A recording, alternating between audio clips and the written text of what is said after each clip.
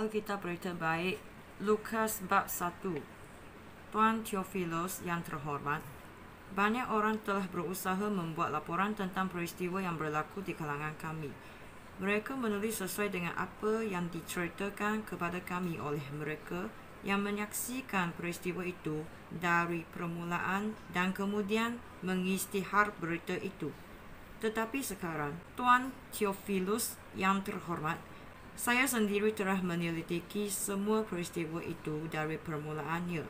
Maka ada baiknya saya juga menulis satu laporan yang teratur untuk Tuan. Saya berbuat demikian supaya Tuan dapat tahu dengan selengkapnya bahawa apa yang telah diajarkan kepada Tuan memang benar. Ketika Herodes menjadi raja negeri Yudea, ada seorang imam bernama Zakaria. Dia termasuk golongan iman Abia. Isterinya bernama Elizabeth dan dia juga keturunan imam. Kehidupan suami isteri itu menyenangkan hati Allah. Mereka mentaati semua hukum dan perintah Tuhan. Mereka tidak mempunyai anak kerana Elizabeth mandul dan kedua-duanya sudah lanjut usia. Pada suatu hari, Zakaria dan rakan-rakan segolongannya mendapat giliran untuk bertugas di rumah Tuhan. Seperti biasa, para imam membuang undi dan Zakaria terpilih untuk masuk ke dalam rumah Tuhan dan membakar kemenyan di atas mazbah. Sementara upacara pembakaran kemenyan berlangsung, orang ramai berdoa di luar. Pada waktu itu, malaikat Tuhan menampakkan diri kepada Zakaria. Malaikat itu berdiri di sebelah kanan mazbah tempat membakar kemenyan. Ketika Zakaria nampak malaikat itu, dia cemas dan takut. Tetapi malaikat itu berkata kepadanya, "Janganlah takut, Zakaria. Allah sudah mendengar doamu. Isterimu Elizabeth akan melahirkan seorang anak lelaki. Hendaklah engkau menamakan dia Yohanes. Engkau akan sangat bersukacita dan bergembira, dan banyak orang akan bersukacita apabila dia dilahirkan. Dia akan menjadi orang besar di sisi Tuhan. Dia tidak boleh minum wine atau minuman keras. Sejak di dalam rahim ibunya, dia akan dikuasai oleh Roh Allah.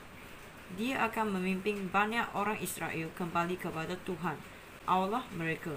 Dia akan menjadi utusan Tuhan yang kuat dan berkuasa seperti Elia. Dia akan mendamaikan bapa dengan anak serta memimpin orang yang tidak taat kembali ke jalan fikiran yang benar. Dia juga akan mempersiapkan suatu umat untuk Tuhan." Zakaria berkata kepada malaikat itu, "Bagaimana aku boleh tahu bahawa perkara ini akan berlaku? Aku sudah tua dan isteriku pun sudah tua." Malaikat itu menjawab, "Aku ini Gabriel yang sentiasa siap melakukan suruhan Allah. Dia sendiri mengutus aku kepadamu supaya menyampaikan berita baik ini. Apa yang aku katakan akan berlaku pada waktunya. Tetapi kerana engkau tidak percaya, engkau akan menjadi bisu sehingga apa yang aku katakan berlaku." Sementara itu, orang ramai sedang menantikan Zakaria. Mereka hairan kerana dia begitu lama di dalam rumah Tuhan. Ketika Zakaria keluar, dia tidak dapat bercakap kepada mereka. Dia memberikan isyarat dengan tangan kerana dia bisu. Lalu, orang di situ tahu bahawa Zakaria sudah nampak satu penglihatan di dalam rumah Tuhan. Setelah habis masa Zakaria bertugas di rumah Tuhan, dia pulang ke rumah.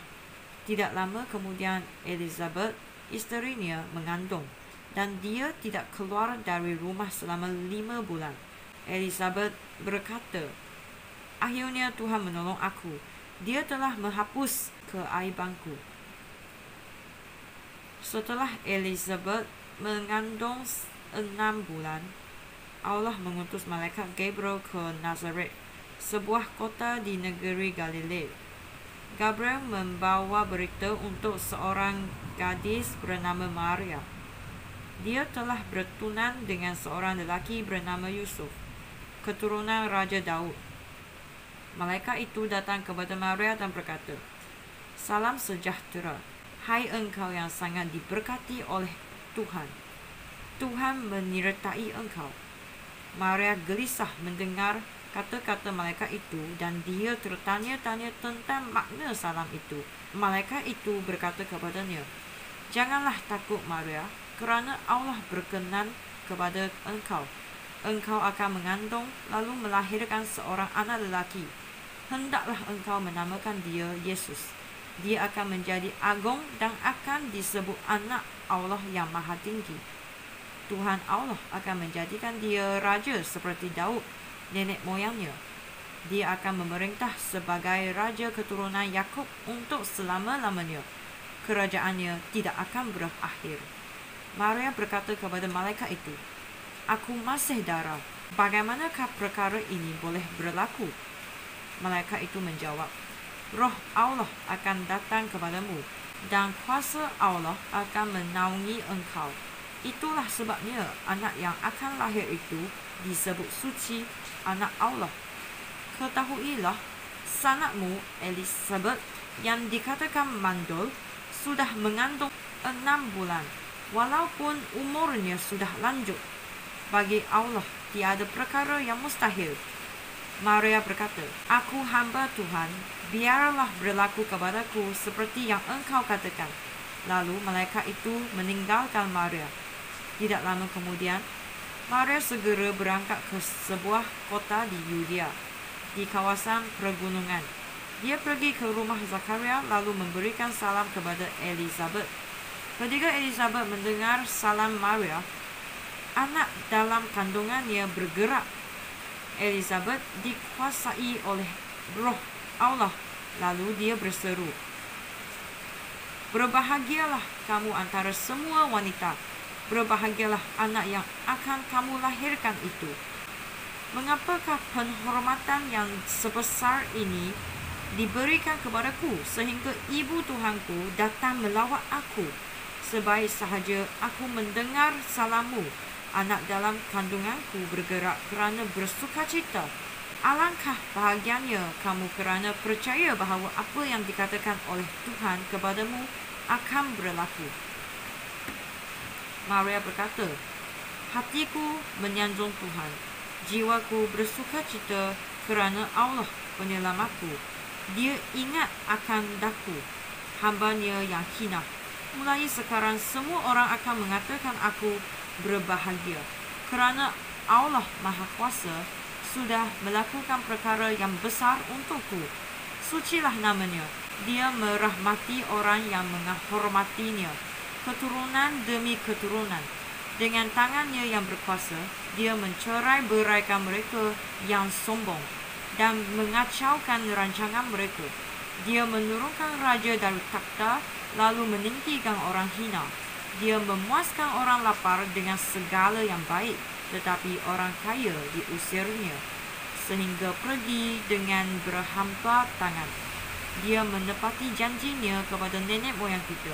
Dia datang untuk menyelamatkan Israel hambanya. Dia tidak lupa merahmati Abraham dan keturunannya selama-lamanya." Maria tinggal dengan Elizabeth kira-kira 3 bulan lamanya, lalu pulang ke rumah. Apabila tiba masanya Elizabeth bersalin, dia melahirkan seorang anak lelaki. Semua jiran dan sanak saudaranya mendengar betapa baiknya Tuhan terhadap Elizabeth dan mereka ikut bersukacita dengan dia. Setelah bayi itu berumur 8 hari, mereka datang untuk menyunat dia. Mereka hendak menamakan bayi itu Zakaria menurut nama bapanya. Tetapi ibunya berkata, "Jangan, dia harus dinamakan Yohanes." Mereka berkata kepadanya, "Tetapi tidak seorang pun antara sanak saudaramu bernama begitu."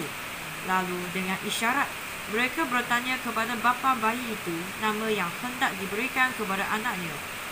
Zakaria meminta sebuah papan tulis lalu menulis, "Namanya Yohanes." Mereka semua hairan. Pada masa itu juga Zakaria dapat bercakap semula lalu mula memuji-muji Allah. Semua jirannya ketakutan dan berita ini tersebar ke seluruh pergunungan Yudea.